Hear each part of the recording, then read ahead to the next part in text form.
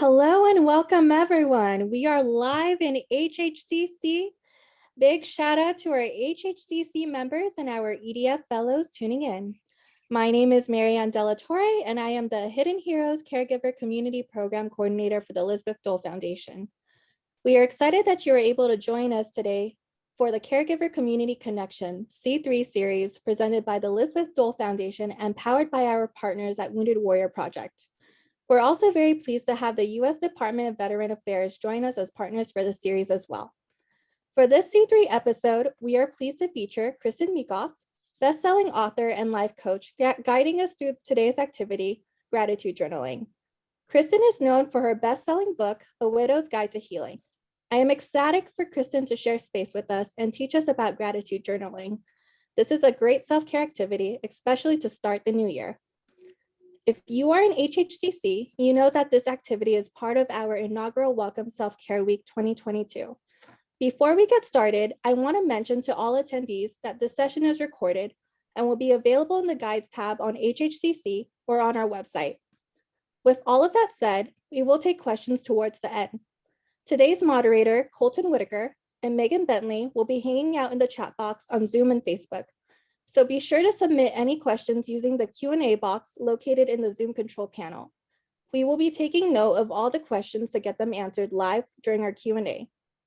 Today, we will also be selecting 5 winners from our meeting participants during the episode.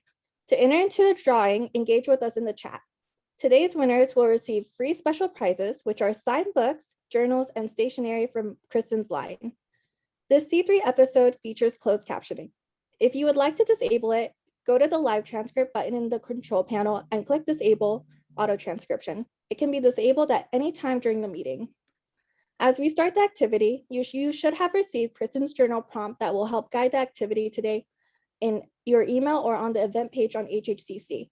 We have it in the chat box as well if you need it. Kristin will also share it on her slides, so please be sure to have your pen and journal ready. Now, without further ado, I introduce Kristin, who will share tips for coping with caregiver stress and lead us into our gratitude journaling activity today. Kristin, on to you. Thank you to the Wounded Warrior Project for supporting this webinar, along with the U.S. Department of Veteran Affairs for your exceptional work in supporting our communities, our families, and our loved ones. And especially to the Hidden Heroes program at the Elizabeth Dole Foundation, I'm grateful and honored to be part of your community today. And I want to say a special thank you to all of you caregivers who made a point to carve out some time in your day to take care of yourself during this webinar. I know that you often go unseen and unheard, but today we see you and we hear you and we are here for you. So please do not hesitate to ask any questions in the chat, and the people will be sure to get them to me at the end. If for some reason your question is not answered and you would like that to be answered, you can always reach out to me after this event ends, and I will do my very best to get back with you.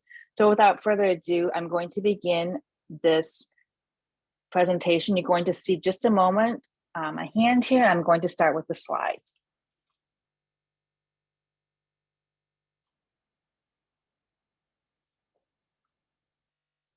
So, caregiving is one of the few means by which we fall helplessly into a loved one's pain, becoming their voice, swallowing their fears, soothing their regrets, and shaping their future.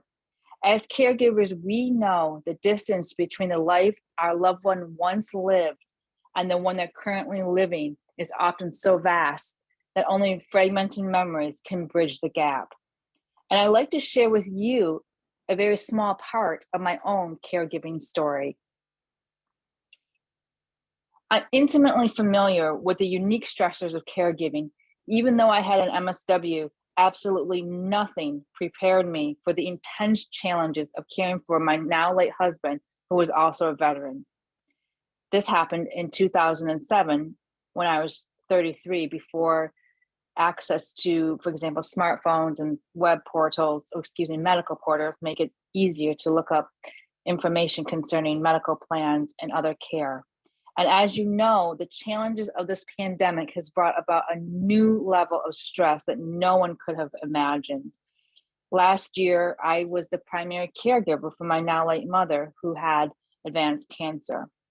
And there were new fears, as I said, that things I never thought I'd ever had to think about. For example, if I got sick, even though I was vaccinated, who would take care of my mother? Or if she got sick, although she was vaccinated, what would then be the next steps in her care? In addition, what's really stressful, I know, for all of you is how do you care for your loved one while battling these stressors and feeling extremely isolated emotionally, physically, mentally, socially? For example, my mother was able to do garage visits, but yet it was cumbersome. And even on her birthday, some visitors sat at the window, and I still had to advocate for her and ask others to wear a mask because she was risk at getting many things and not just COVID. Caregiver burnout is real. The April 2021 article published in the Gerontologist examined 576 family caregivers to nearly 3,000 non-caregivers and found that caregivers reported higher rates of depression, anxiety, disrupted sleep than non-caregivers. And just remember, you're not going to completely recover from burnout during the time you're caregiving, but there are some things that you can do to help yourself. And there isn't one fix to ameliorate the caregiver situation, but I'd like to provide you with some tips here. First, acknowledge the losses. One of the reasons taking care of our loved ones can be so emotionally depleting is because we're witnessing losses on a continual basis. Some of the losses are large, such as mobility, and some are what I refer to as micro losses. These may include the loss of the ability to reach for the faucet or being able to recall the title of a song. To a health team, the micro losses may seem unremarkable given their medical diagnosis. However, to the patient and to the caregiver, these losses truly matter. My next tip is to use numbers to describe the physical and emotional pain.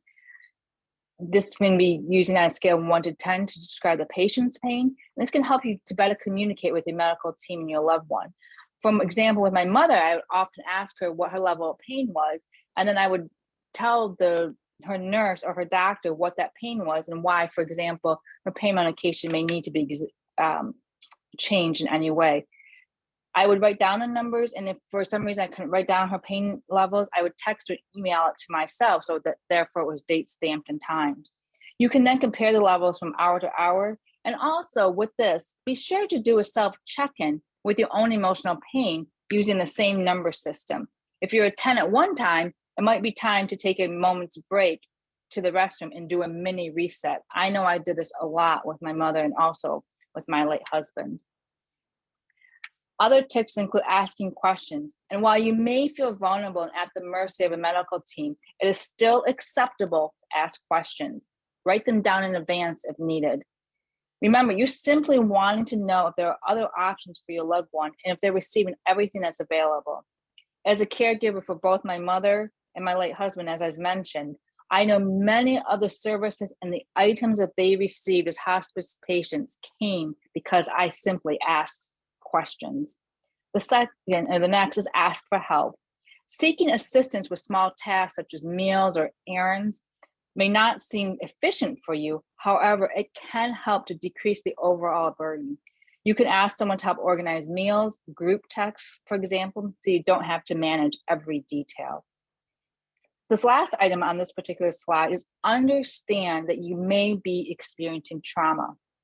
The brain and the body tend to process a traumatic event differently than a pleasant and cheerful experience.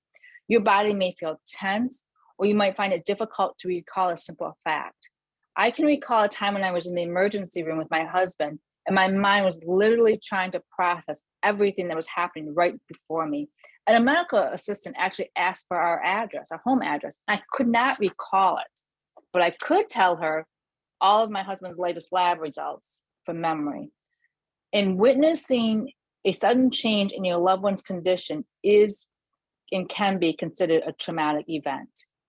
Here are some more tips, and I know I'm moving quickly, but for the sake of our time and wanting to do a journal prompt with you, I just wanted to let you know that there's also that these tips and others can be found on my website. You can engage in a prayer, a saying, or a mantra.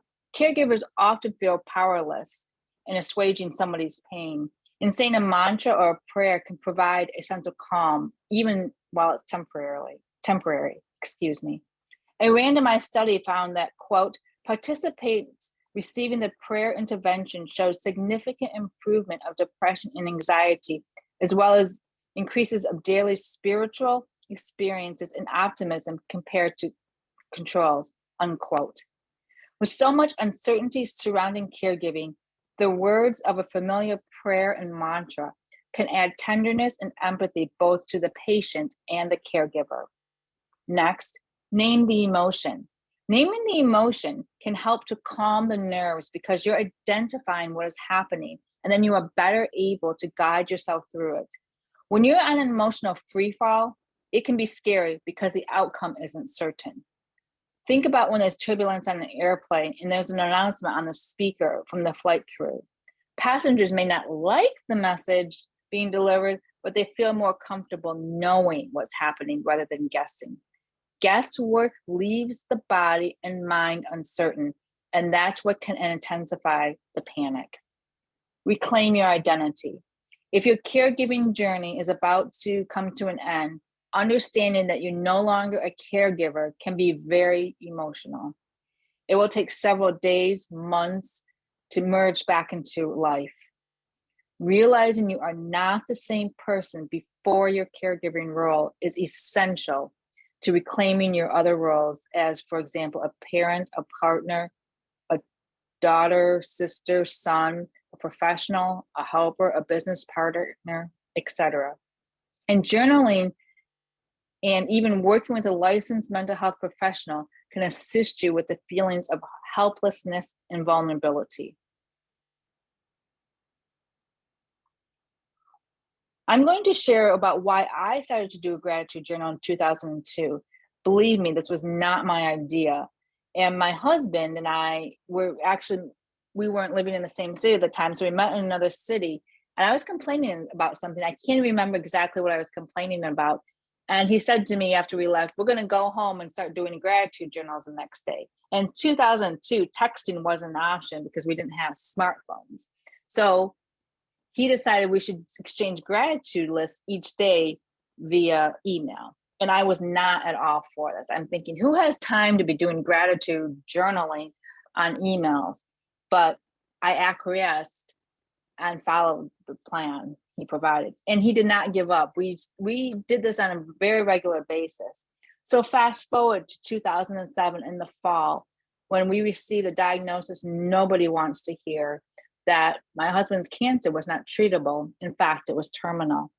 And I can remember we were sitting, I had brought him to, an appointment, an outpatient appointment, and yet it was at the hospital. And we were sitting at a table, and I had pushed his wheelchair to the table. And I was seated next to him in a chair. And he said to me, I think we should start our gratitude journal again. And this is the last thing I wanted to hear, to be practicing gratitude during a medical crisis. And just right then and there, he started to list all of the things to be grateful for. He listed specific names of people, of the healthcare staff that had guided us to this point to get the right tests. He listed me for helping him as a caregiver. And then he grabbed my hand and he said, and we have each other. After he died, which was about 5 weeks after the moment that I was extremely, as you can imagine, anxious and sad. And I was living at the time in Michigan. And in Michigan, in November at 6 o'clock, because of daylight savings time, it is literally dark. I mean, pitch black outside. And I can remember being seated and looking over and seeing a spiral bound notebook on a table next to the lamp. And I picked it up and I realized that it was my husband's gratitude journal. And I opened it up, and he had actually, unbeknownst to me at the time, been keeping them up almost until the day he died. And I knew at that moment, if there was one thing that I could do to help change the trajectory of my healing, I decided I was going to then to start a gratitude list. So I'm going to talk to you a little about how to be doing gratitude. Journals, if you want to do journaling. Journaling is very important and is very helpful for expressive writing of our emotions. And one of the things to do is to start to keep it simple and don't worry about grammar or getting it correct. Author and artist Morgan Harper Nichols says you can begin a journal, for example, even with doodles. If you have a blank page and you're wondering what to start with a gratitude journal, you can, for example, describe the room around you. And I often like to start with the phrase, I am. So you can start with saying, I am. You can even say where you are, the city that you are. You can say the roles that you have. For example, you're a caregiver, you're a wife, or you're a mother, or you're a nurse. Or perhaps you're saying, I'm stronger than I know. Or you can even start with a mantra.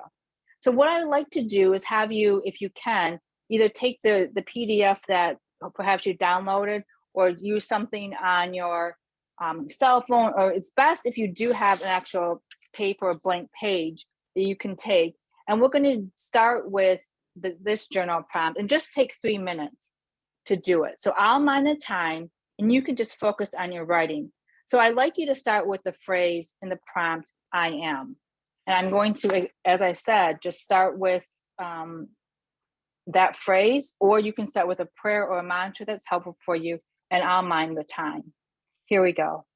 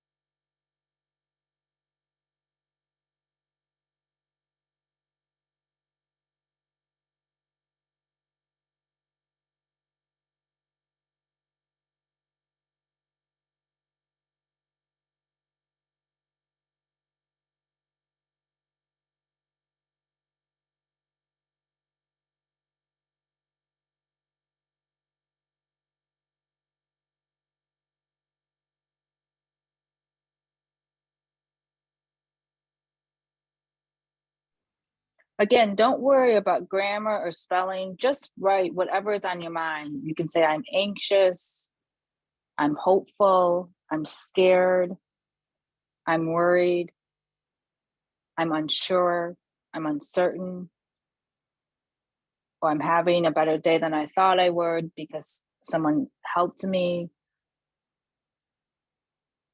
I'm hopeful, I am tired. You can again use a mantra. I'm stronger than I think I am. I'm doing the very best that I can. Just a few more seconds and then we'll go to our next one.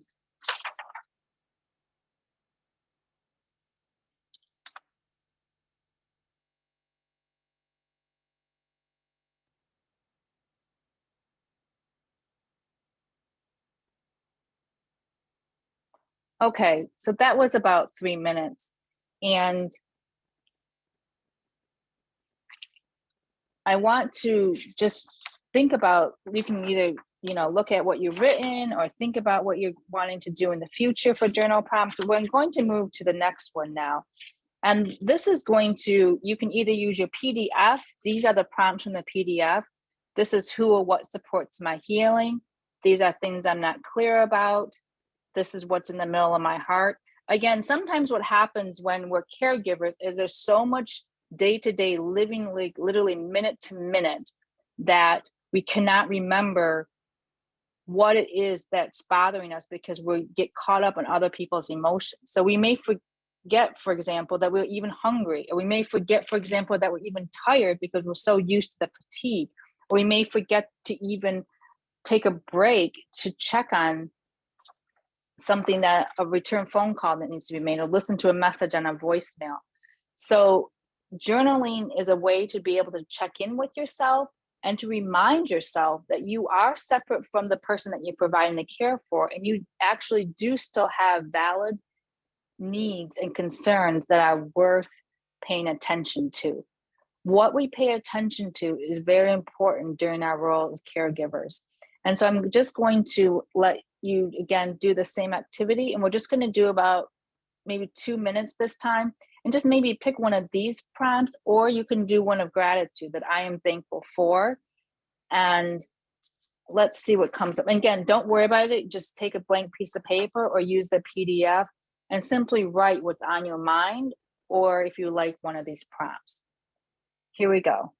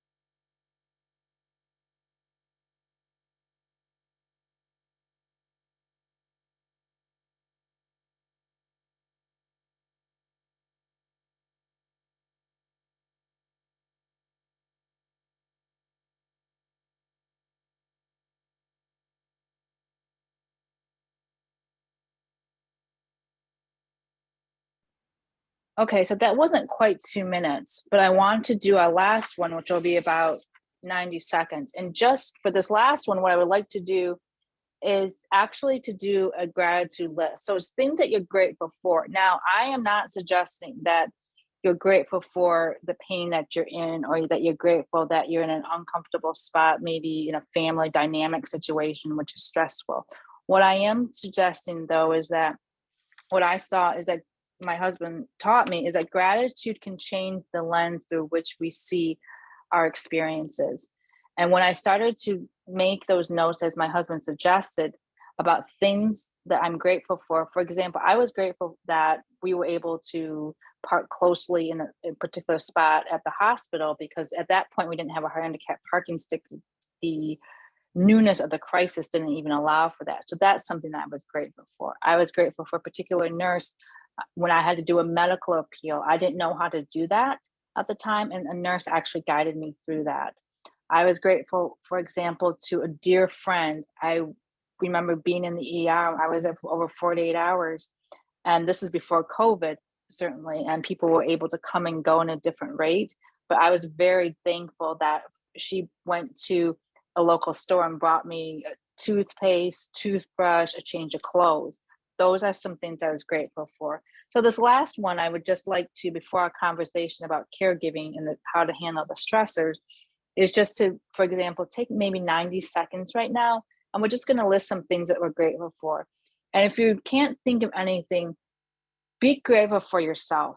Be grateful that you're as strong as you are, that you're stronger than you realized, that you're able to help manage and navigate the situation that you're in with your loved one. That's something to be grateful for. And be grateful that you're able to take time out, even for a few moments, to care for yourself. And remember that in caring for yourself, you're better able to care for someone else. And someone just said, I am enough. That's a really great, someone in the chat, excuse me, that is really very, very valuable because as caregivers, there are so many things that are out of control that we cannot control. We can't control the next doctor's appointment. We can't control the time that we're going to get a lab result back. We can't control when someone may call us back, or we can't control how someone's going to respond to particular news. But knowing that we are enough and we're enough for our loved one is so important. And we're also enough for ourselves. And then someone else in the chat, I missed it. I just saw a glimpse, said something about boundaries and a keeper of that. That's also very important to know and to remember those things are going to help to get you through to the next day of your journey. So I'm worthy. That's another great mantra. Sometimes I know in my journey as a caregiver and in journaling, when I couldn't sleep and I didn't want to look at my phone, I would literally write some of those mantras that you just talked about on a piece of paper. It would just distract me. It kind of soothed me. It helped to remind me that I was enough, that I was worthy of the situation of being a caregiver. It can be beyond tough because lots of things you feel you should be doing better, and we almost always last to give ourselves grace. So this last time before our chat and our Q&A, I just want to do about 90 seconds, either something that you're grateful for, things that you're grateful for, or your mantra. And a mantra is simply, I'm worthy, I am me, I am okay, I'm doing the best that I can, I'm more than enough. So just take 90 seconds here, please.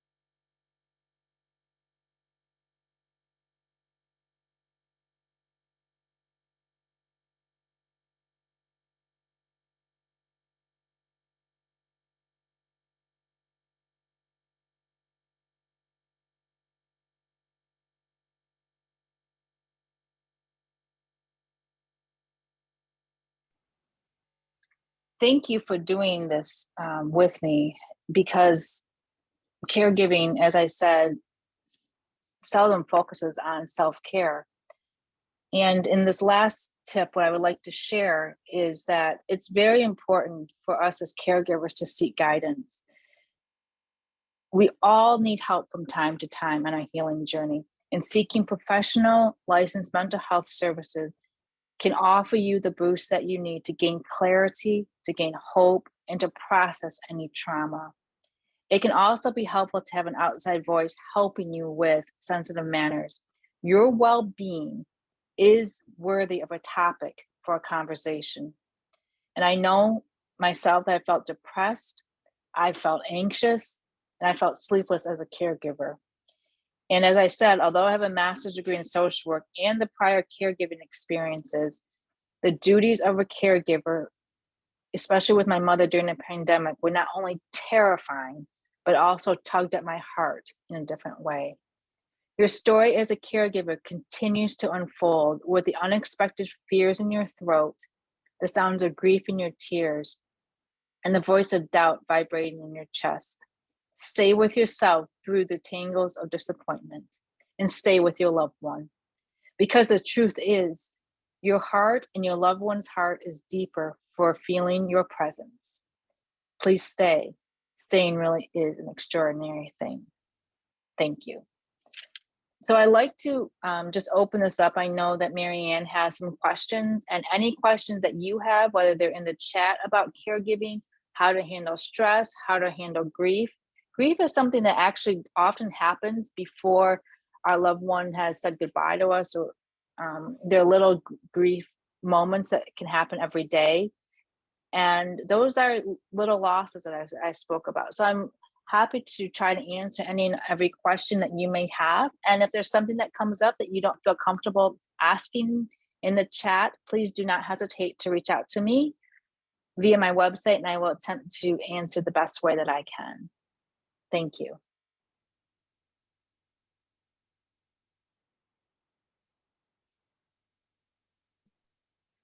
Thank you so much, Kristin, for this wonderful presentation for gratitude journaling. I know I myself am writing in my little journal, and I also took it up as a New Year's resolution to gratitude journal more. So I don't know. Oh, that's great.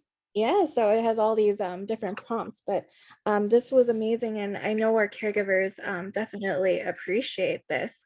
And so we have a couple of questions here. Oh, I see one. Someone said, how often do you start? I couldn't see the whole thing. For some Trish, I'm so sorry.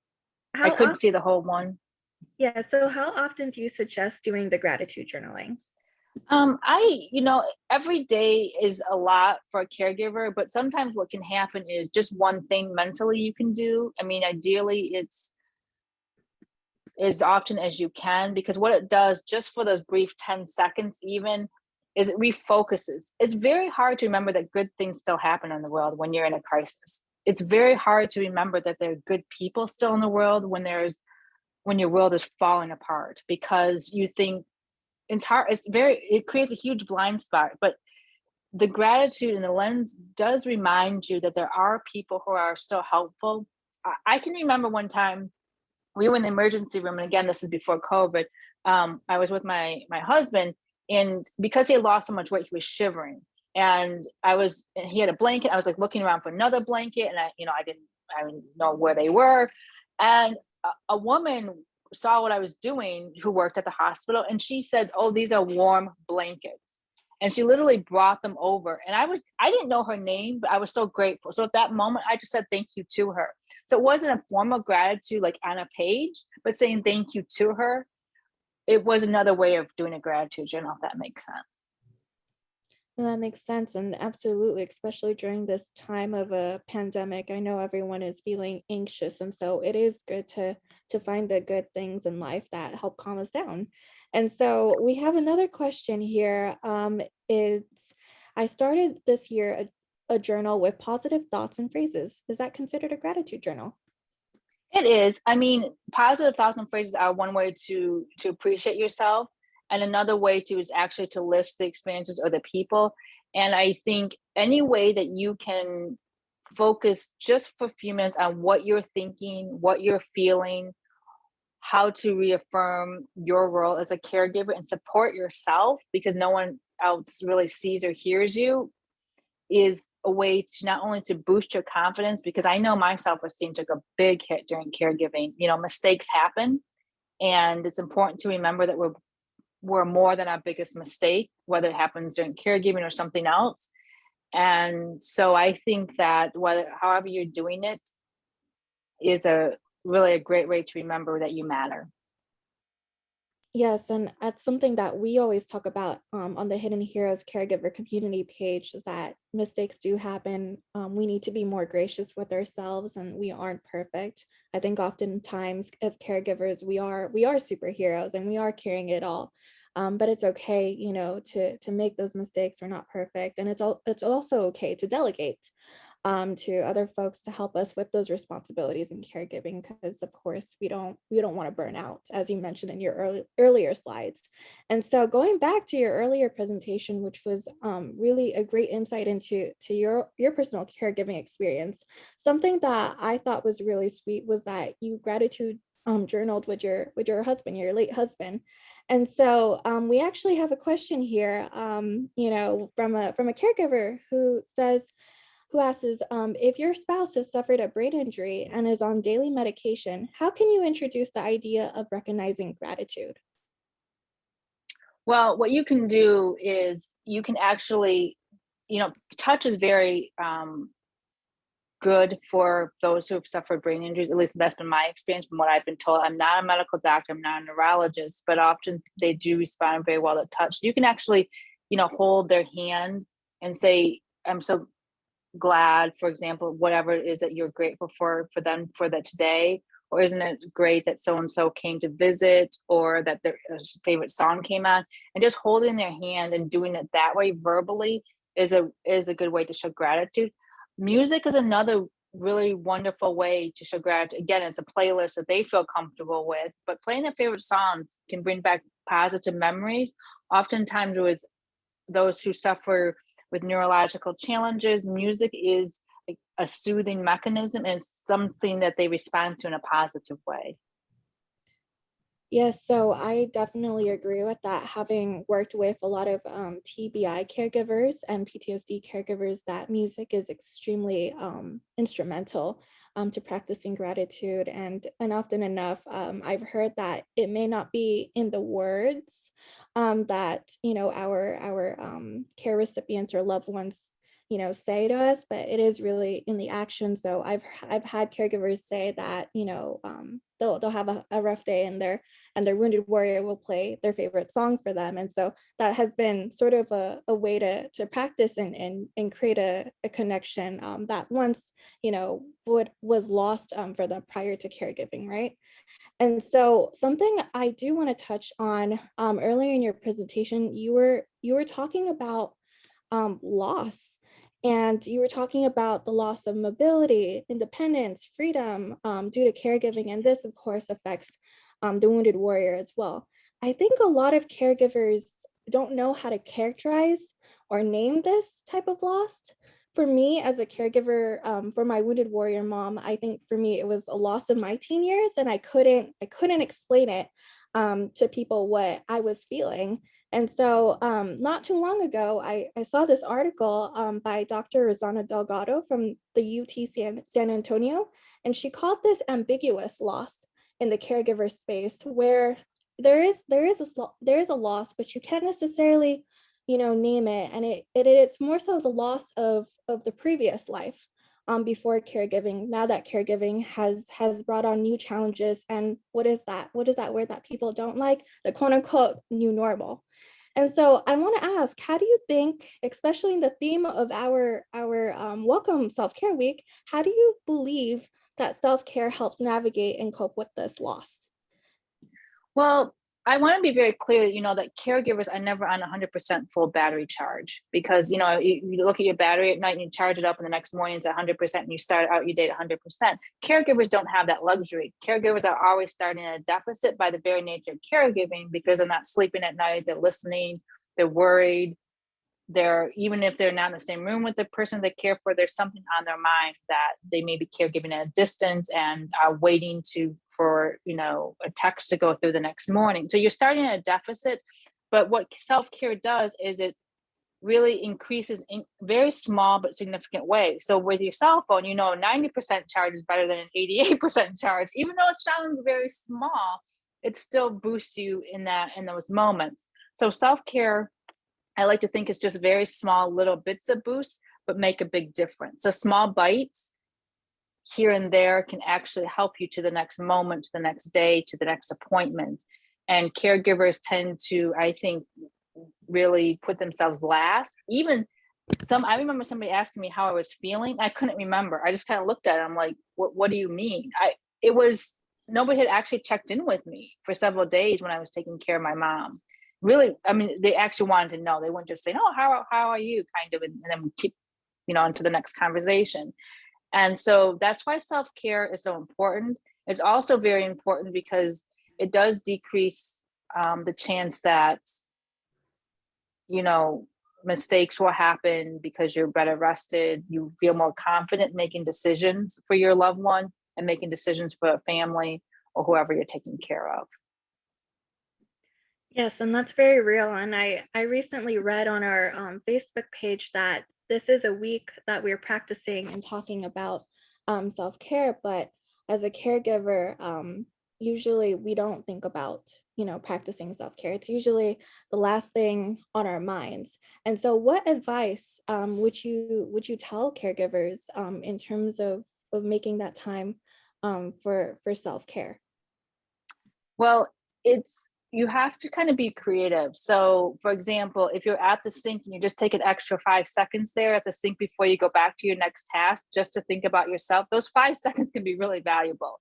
And as silly as it sounds, caregivers will just rush to the next thing without even thinking. So every second that you can just remember yourself and to nurture yourself is a way to take care of yourself. So for example, I remember putting lotion on my mom's feet. They were, they were very dry from the cold, etc. And she actually said to me, she goes, "Well, are you going to do that for yourself?" And I'm thinking, oh yeah, we live in the same home. My feet too are dry, but it didn't actually occur to me. So sometimes those little things, like those little extra things that we're doing for somebody else, if we can just extend it to ourselves for that moment. Self-care is also the way that we think.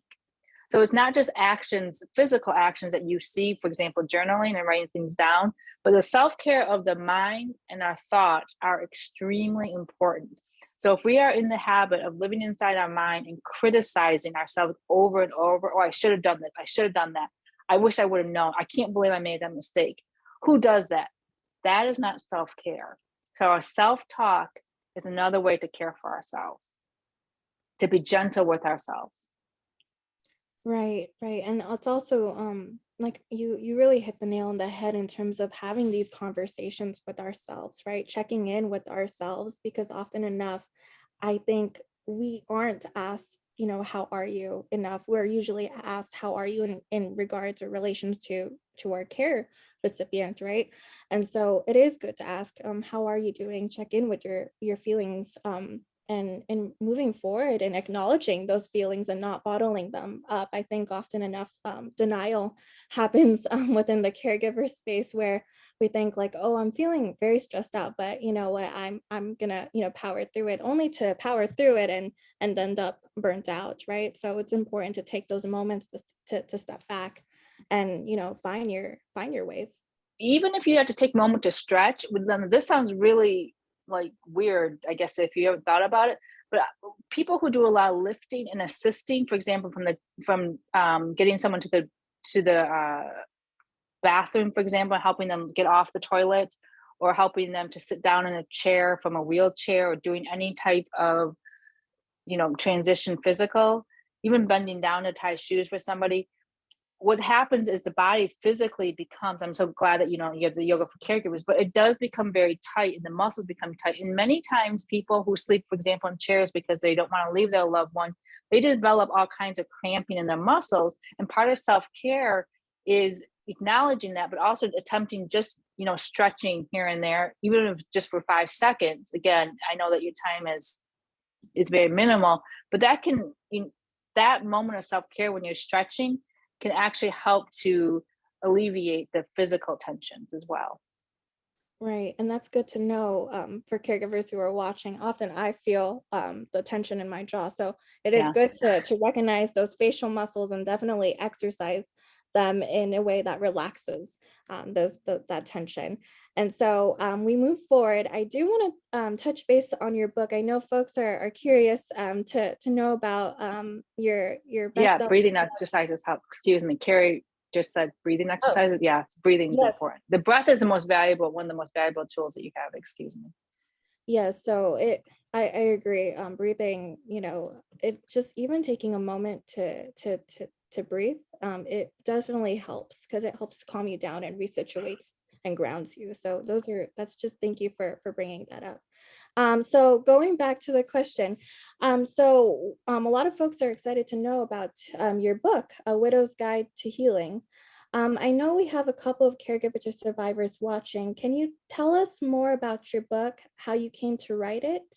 And this is another question you can answer, but what advice you have for life after caregiving? Oh, well, thank you for asking. So I wrote A Widow's Guide to Healing because after my husband died, I read everything I could about grief and loss, and I couldn't find a lot of narratives of stories of women. So there were women mentioned here and there who had lost, but they're a partner or a spouse or another loved one, but there weren't actual stories from the women. So what I decided to do is I made it my mission really to listen to the stories, because the power of the narrative can change the trajectory of one's healing. And so I went around and listened to as many widows, the stories as I could for 3 years, not 3 years full time, because I was working full time at a corporate job at that time.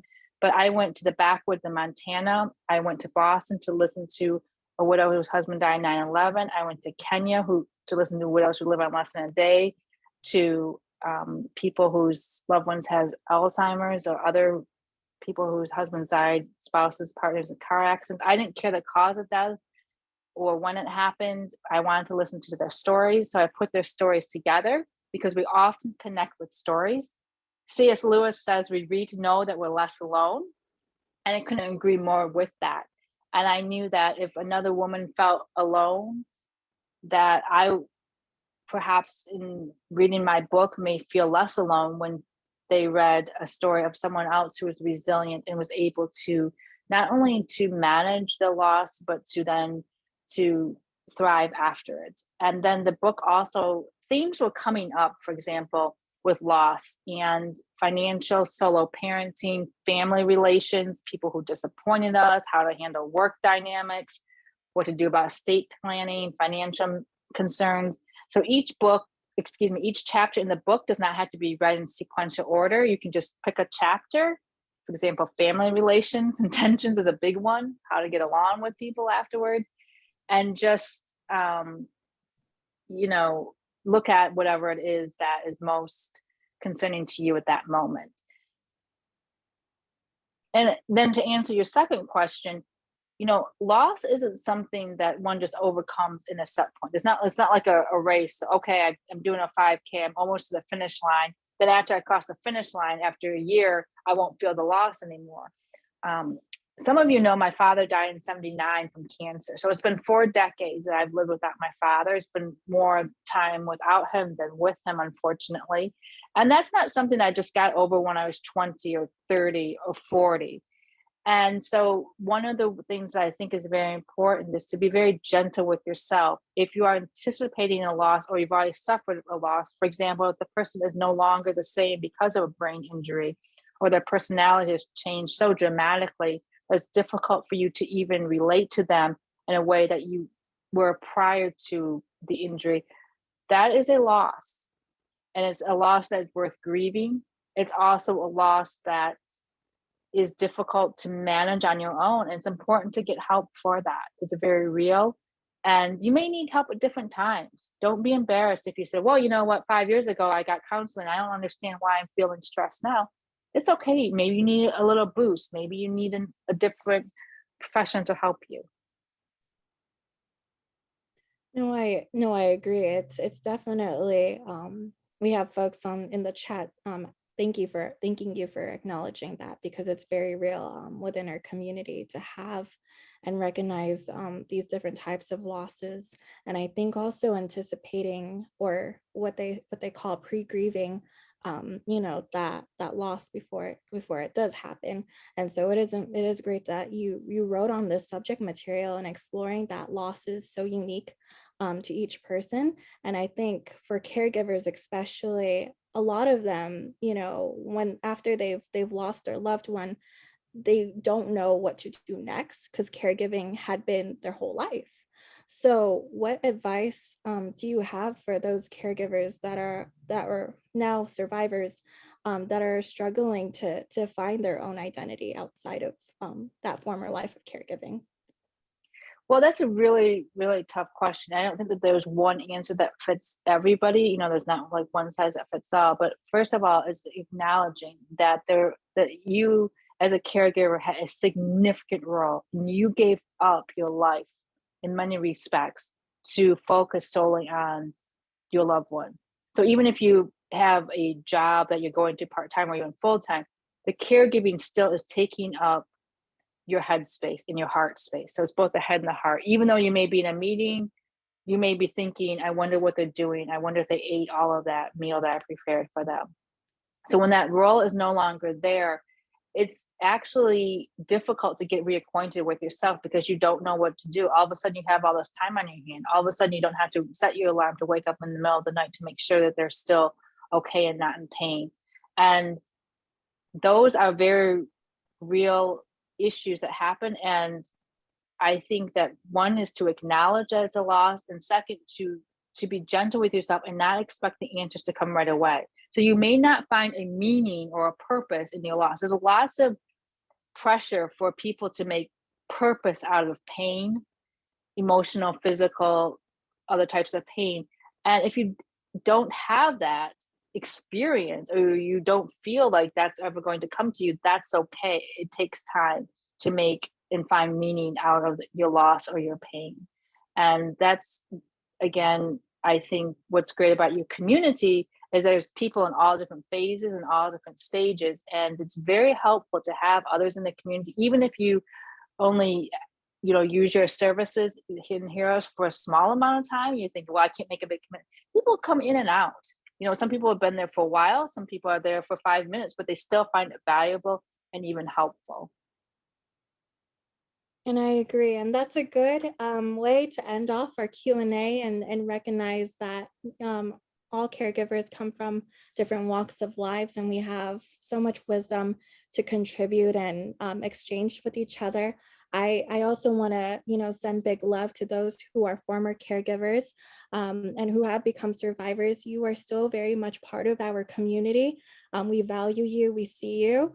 In addition to the fact that once a caregiver, always a caregiver, and you have much to share with us. And with that, I will announce our giveaway winners. So congratulations. Please email us directly at events@elizabethdolefoundation.org with a good mailing address, and we will get those special prizes to you. So first off on our list, we have D. Gascon. Second, Jennifer Japak, hopefully I'm saying that right. Jenny Schmidt, and then lastly, Rosie Fries. So congratulations, you get to win a line of Kristin signed books, stationery, in addition to her journal. So great. And if you could have emailed us that address, that email will be on our chat box soon. So make sure you send us that good mailing address so we can get those over to you. And with that, Kristin, is there anything you want to cover before we wrap up? I just want to thank everybody at your foundation, Hidden Heroes, Elizabeth Dole Foundation, the Wounded Warriors Project, U.S. Department of Veteran Affairs, for making this possible. And to everyone who's watching, whether it's live or watching at another time, that not only are you valuable, but it's very important to seek help if you feel that you need it. It's not a weakness at any point in time. So please seek help if you feel like you need it. And thank you for caring for our community. Thank you so much, Kristin. And it was a delight to have you on here and share your experiences, as well as guide us through this activity, which I'm hoping that we can all keep going throughout this new year. Welcome Self-Care Week is in January, but self-care does not mean it ends there. It is a continuous process. And so with that, we close off. If you are not already registered with HHCC, we encourage you to join our Facebook group for updates. Our group is an inclusive community for military and veteran caregivers of all service eras. If you care for a wounded, ill, or injured service member or veteran, we would love to welcome you into our community. Visit hiddenheroes.org/register to get started. Be on a lookout for a follow-up email from us that will include the recording of today's meeting, Kristin's resources and organization info, and the link to register with Hidden Heroes. Also, don't forget to register for our next C3 Maintaining Balance Online Yoga for Caregivers on February 8 at 1 p.m. Eastern. To register, visit hiddenheroes.org/C3. Finally, in continuation of self-care, as a military veteran, spouse, child, parent, or friend, we know your days are packed with responsibilities. That's why we launched Respite Relief for military and veteran caregivers, which offers family caregivers of veterans or service members access to free, short-term relief with the help of in-home care professionals. Please connect with us and take advantage of this free opportunity. Thank you, everyone, for joining us today. Thank you, Kristin, for joining us and providing that great presentation. And a special thank you to our team who made this happen, Olivia Valdez, Colton Whitaker, and Megan Bentley. And a big thanks to our partners at Wounded Warrior Project and the U.S. Department of Veteran Affairs for supporting our C3 series. We hope you enjoyed today's C3. Stay in touch and have a wonderful day. Thank you.